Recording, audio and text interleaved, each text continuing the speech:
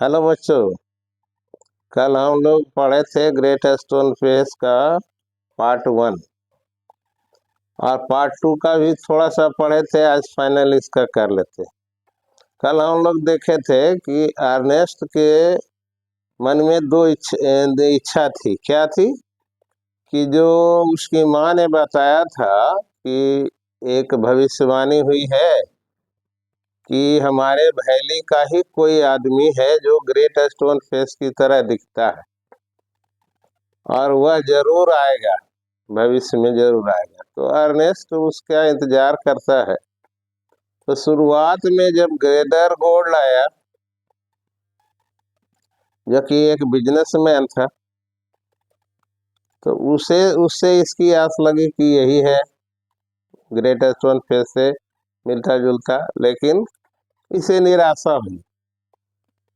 बाद में फिर एक इंसान आया उस वैली में, उसका नाम था ब्लड एंड थंडर, है ना। उसके आने पर भी वैली के सभी लोग बहुत उत्साहित हो गए थे। वही हम लोग पढ़ रहे थे कल। आइए आगे पढ़ लेते हैं उसमें। यह देखिए यहाँ है, इफ, यहाँ से,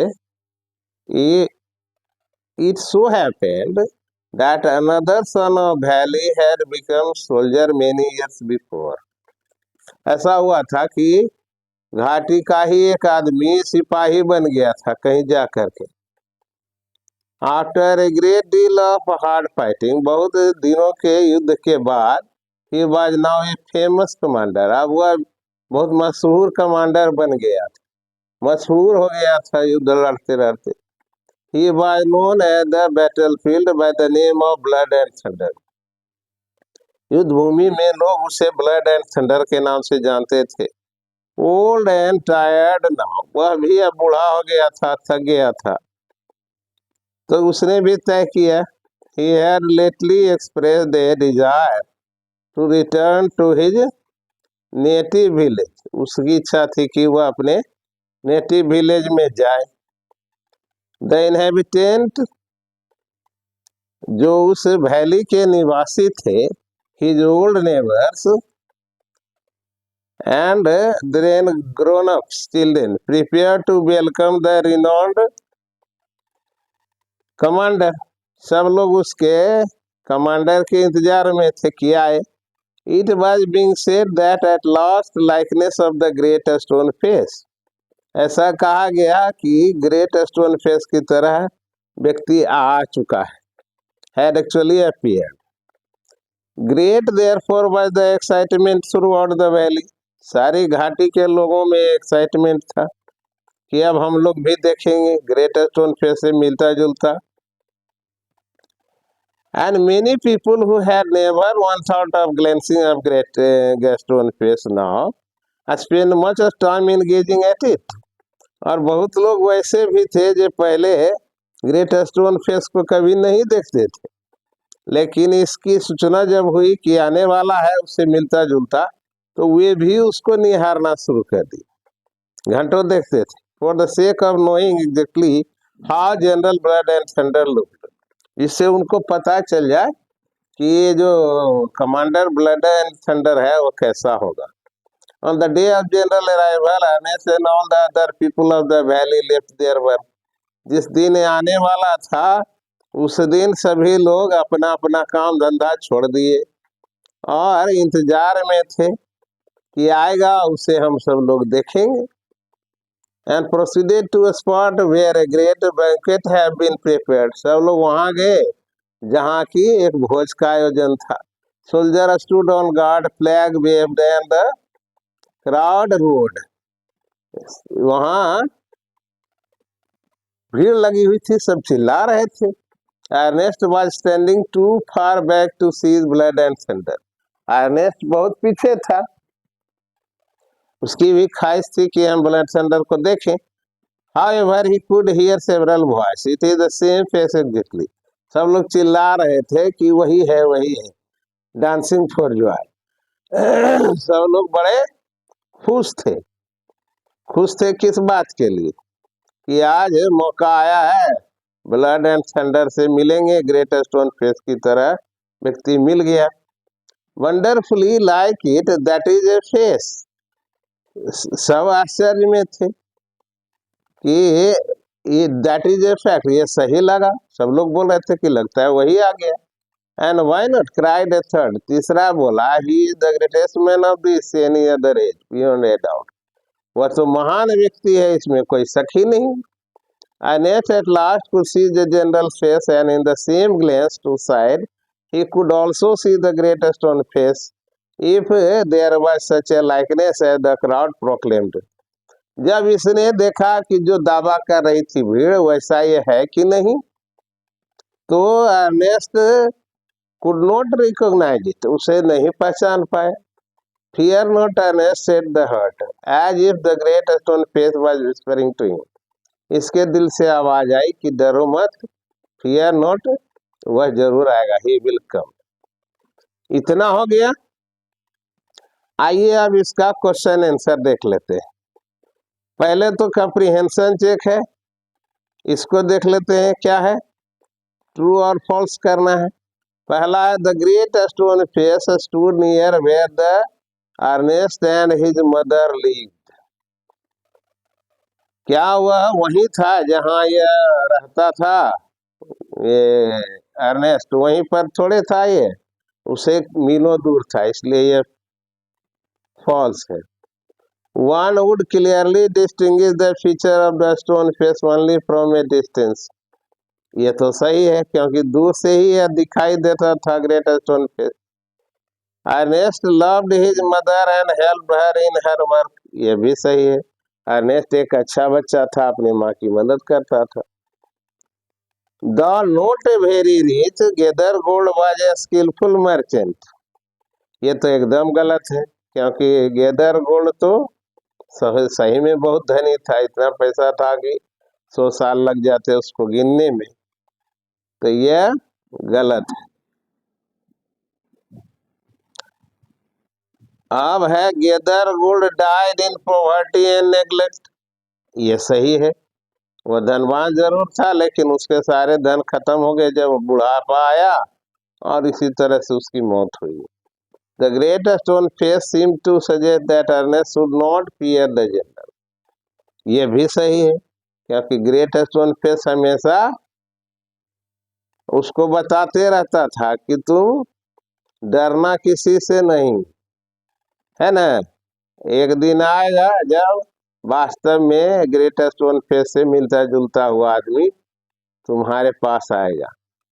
अब यहाँ प्रश्न है, what was the great stone face. तो इसका जवाब होगा, the great stone face was a structure which was made naturally because of naturally it has been created by the rocks on the hillside. What did young Ernest wish when he gazed at it? इसका जवाब है, when the young Ernest gazed at it, he wished to see the person who resembles just like the great stone face. अब है दूसरा, what was the story attributed to the stone face? The story was attributed to the great stone face that there will come a person who will resemble the same face as the great stone face. And because of this story, the Ernest was trying to see that face, and he was very eagerly waiting for that person to come in the valley. तीसरा है, what gave the people of the valley the idea that the prophecy was about to come true for the first time? इसका जवाब होगा, the people of the valley in the get the idea that the prophecy was about to come true for the first time when they heard about the arrival of the gather gold. अब fourth में है, did Ernest see the gather gold likeness of a stone face? क्या उसको gather gold में stone face दिखता था? तो Ernest के नजर में तो वो नहीं था, तो लिखेंगे no, Ernest did not see in gather gold the likeness of stone face. उसके बाद है who did he confide in and how was he proved right. वह किस पर विश्वास करता था, है ना? वह ही confided in the great stone face and it was proved right. 5 है what made people believe General Blood and Thunder was their man? People believed that General Blood and Thunder was their man because he became very famous as a warrior and commander. And because of this, people thought that he may be the person which was made as a prophecy. अब उसके बाद है what Ernest compared the man's face with the stone face.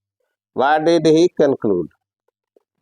When Ernest compared the man's face with the stone face, he concluded that neither the gather gold nor blood and thunder resembles the great stone face, है ना? तो इतने हो गए question answer.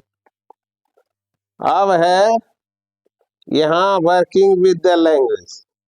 इसमें कह रहा है right the noun form of following word by adding NESS या ITY। ये दो सफिक्स है जिसको जोड़ देने से नीचे लिखा हुआ जो शब्द है वह एब्स्ट्रैक्ट नाउन में बदल जाएगा। आइए बदल देते हैं। तो लॉफ्टी का क्या होगा? लॉफ्टीनेस। एबल का एबिलिटी। हैप्पी का हैप्पीनेस। नियर का नियरनेस। नोबल का नोबिलिटी। इनॉर्मस का इनॉर्मसनेस।